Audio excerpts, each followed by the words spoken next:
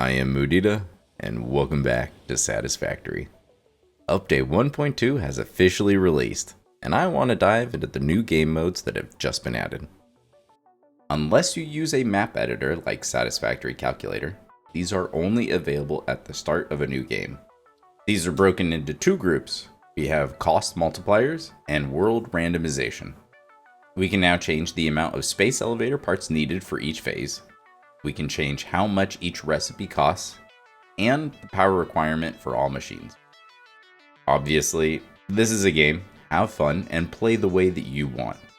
But if you are fairly new to the game, my personal recommendation would be to play a bit before you restart with any of these new settings.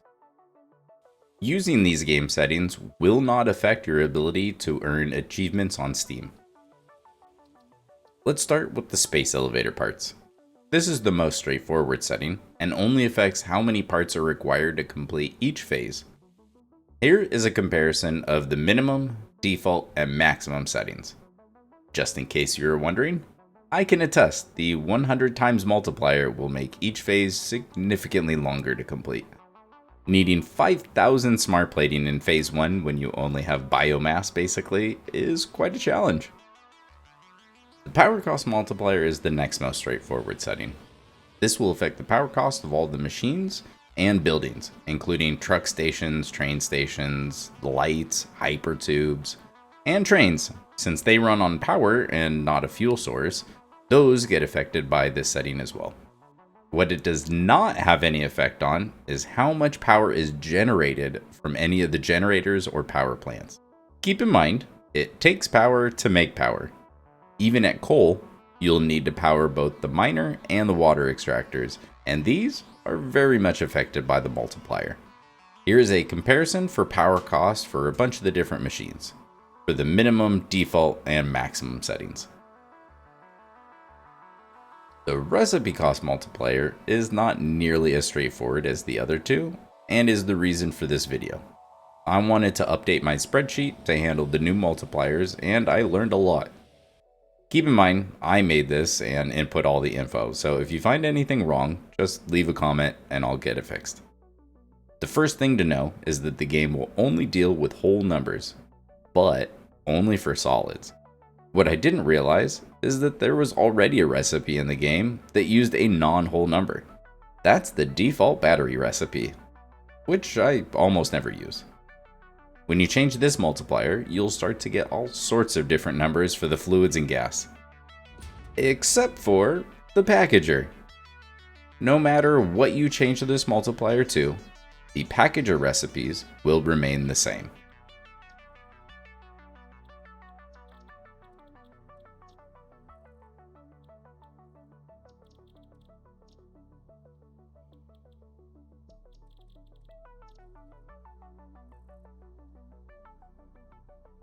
Next thing to note about this multiplier is that if you change it lower, especially the 0.25 setting, the game won't round below 1. This probably seems obvious, but it does mean that some of the earlier recipes won't really change, whereas some of the recipes that require many parts and have a longer cycle time see a huge reduction. Last thing to talk about is how the machine's internal inventory can be a limiting factor with this setting. Here I have a simple iron pipe setup. Let's go ahead and plug this in and let's watch it turn on.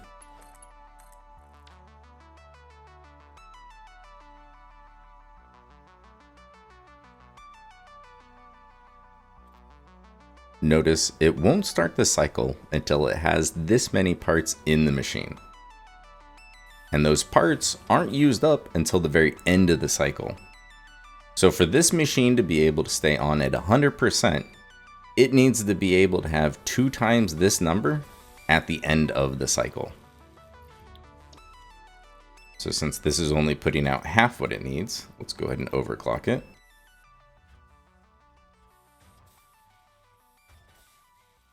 You can barely tell, but it'll hit 12 right as the cycle ends. It takes the 6 out, meaning it still has 6, and it can continue another cycle. Now, this setup will be able to get up to 100%. Because of this mechanic, and each machine only being able to hold one stack of an item, with this 2 times multiplier, I can actually increase this to the point where the machine will never be able to run at 100%. If we take a look at the manufacturer and go down to singularity cell, the pasta, no issues. Dark matter crystal, same thing, no issues. The iron plates and the concrete, however, 200 iron plates, that is one complete stack. Meaning once it completely fills up, then the machine can run. It'll empty the entire stack, and then hopefully at this point you have Mark 6 belts and you can feed them in as quick as possible, but it'll never be able to stay on at 100%. And same thing with concrete. It's not the entire stack, but you do need 400 out of the 500, meaning you're waiting for this one as well. Now with the blender, there's even more recipes. With the fused modular frame, you need 50 per cycle of nitrogen gas, which is exactly how much this bay will hold. Because I was curious just how close it would be, I set up just a very basic setup up here. We've got all the parts needed to make the fused modular frames. And it looks like it stays somewhere around 90%. As soon as it finishes, empties, and then we just gotta wait. Now, the thing is, this is actually going to be filling up a bit faster than normal because this is trying to put out the 120. Whereas if you had it clocked exactly to the 75, it'd probably take an extra second or two. So you might be able to speed this up by just a touch and maybe have like a buffer right in front of the machine and use the Mark II pipe, and that way it could fill up at the 600 meters cubed per minute rate. But as far as I know, unless they change something, it'll never reach 100%. And here's a huge list of recipes that on the 2 times multiplier are going to run into this issue. And these are just default recipes. I forgot to check all the alternates. For those of you interested, let me quickly show you how I use this spreadsheet. I have the blank recipe frozen up here so that you can always copy it easily. Paste it onto any row, and now we have a couple options. Let's go through 2 easy examples. Let's make some iron plates, starting with how much ore I can get out of a node. So in the early game, let's just use 120.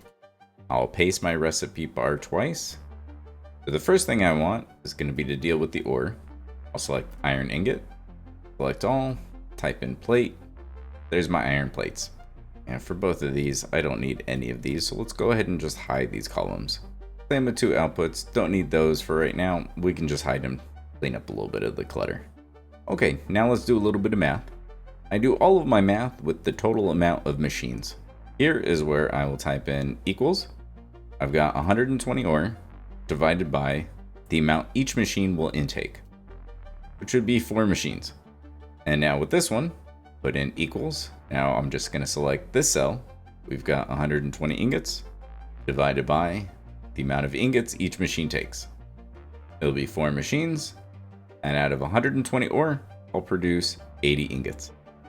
Same thing, I'm going to need 2 slots for the recipes, but this time I'm going to work backwards. So for the first one, instead of doing the ore first, I'll do rods, and then I'll do the iron ingot. Same thing, we select this cell for the math, equals, I want to make 20. We'll select that cell, and now we'll divide it by how many each machine produces instead of intakes. Now I divide by this, needs 1 1/3 machines, and it'll need 20 ingots. Equals the 20 ingots that I need, divided by the amount each machine produces. 2/3 of machine will get me my 20 ingots. Now the fun thing about this is I can go back over to my recipe list, and if I go over to the side here, I can play around with the settings, and we can see how drastically it changes things. So now if I change this to 2 times the recipe cost, and we come back, now you can see I'm still working with the same 120 ore, but I am producing a quarter of the amount of iron plates now. Now for the iron rods, since we worked backwards, we're still going to be producing the 20 rods, but the amount of iron ore it takes has now increased by quite a bit. The power column isn't always going to be the most accurate. If it's a whole number, it's going to be accurate. If it's a partial number, it's just going to give you a ballpark.